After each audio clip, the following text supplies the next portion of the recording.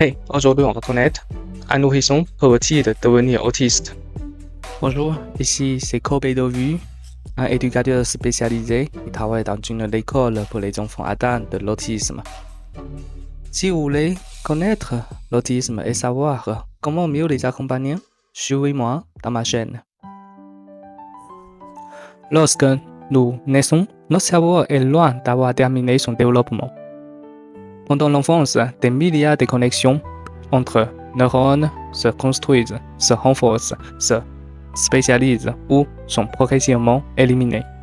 Le cerveau apprend à traiter les sons, reconnaître les visages, contrôle le corps, comprendre le langage, anticiper les actions des autres, communiquer.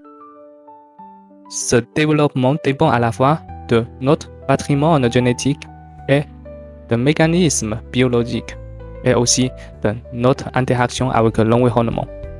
Chez l'enfant autiste, cette trajectoire développementale est différente. C'est précisément pour ça que l'autisme est classé parmi les troubles neurodéveloppementaux. Mais attention, une idée importante. Ça ne signifie généralement pas qu'un enfant possède d'abord un cerveau typique qui soudainement devient autiste. Les différences commencent probablement beaucoup plus tôt. Ce sont souvent leurs conséquences qui deviennent progressivement visibles. Un nourrisson de 6 mois, personne ne lui demande encore de raconter sa journée, de jouer avec 5 camarades ou de comprendre une plaisanterie. Les exigences sociales sont encore relativement simples, mais quelques années plus tard, tout change. À la crèche ou à l'école, il faut progressivement regarder ce que montre quelqu'un, comprendre son intention, partager son attention, imiter, attendre son retour, comprendre les règles d'un jeu, communiquer ses besoins, supporter les changements. C'est à ce moment-là que certaines différences deviennent beaucoup plus visibles. C'est un peu comme une route construite dans une direction légèrement différente. Au départ, les deux routes semblent presque parallèles, mais plus qu'on avance, plus la direction, la distance devient visible. Il existe cependant une situation particulière qu'il ne faut pas ignorer. Certains parents racontent: mon enfant disait papa, maman, encore, puis il a arrêté. Ou avant, il nous regardait davantage et jouait avec nous, puis quelque chose a changé. Ce phénomène existe. On parle de régression développementale, régression autistique.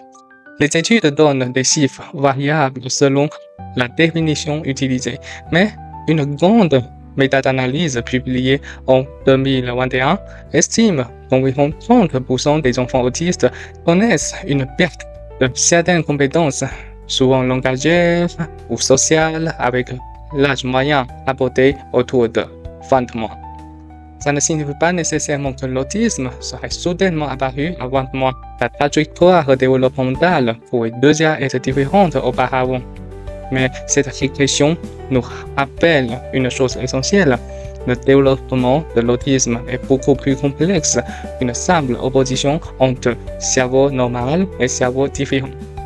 Et lorsque une régression est importante ou atypique, les médecins doivent également rechercher d'autres causes neurologiques ou médicales possibles. Selon les classifications médicales actuelles, les troubles neurodéveloppementaux apparaissent pendant la période du développement et entraînent des difficultés significatives dans l'acquisition ou utilisation de certaines fonctions. Ces fonctions peuvent être le langage, la motricité, les capacités intellectuelles, l'attention ou encore les compétences sociales. On retrouve dans cette grande famille notamment le TSA, le TDAH et les troubles du développement intellectuel. Le mot important est donc développement. L'autisme n'est pas considéré comme une infection qui attaque le cerveau. Ce n'est pas non plus une maladie neurodégénérative dans laquelle le cerveau se détruit progressivement. Il s'agit d'une trajectoire particulière du développement neurologique. Mais attention, pire que ça signifie absolument pas qu'il existe aucune difficulté biologique ou fonctionnelle.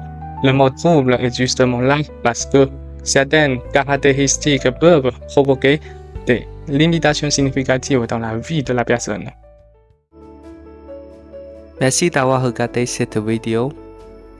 Si vous souhaitez continuer à approfondir vos connaissances sur l'autisme, découvrir des stratégies éducatives concrètes et mieux accompagner les enfants TSA, je vous invite à rejoindre notre chaîne. N'oubliez pas de aimer cette vidéo, partager vos réflexions dans les commentaires et vous abonner à la chaîne. À très bientôt pour une nouvelle vidéo.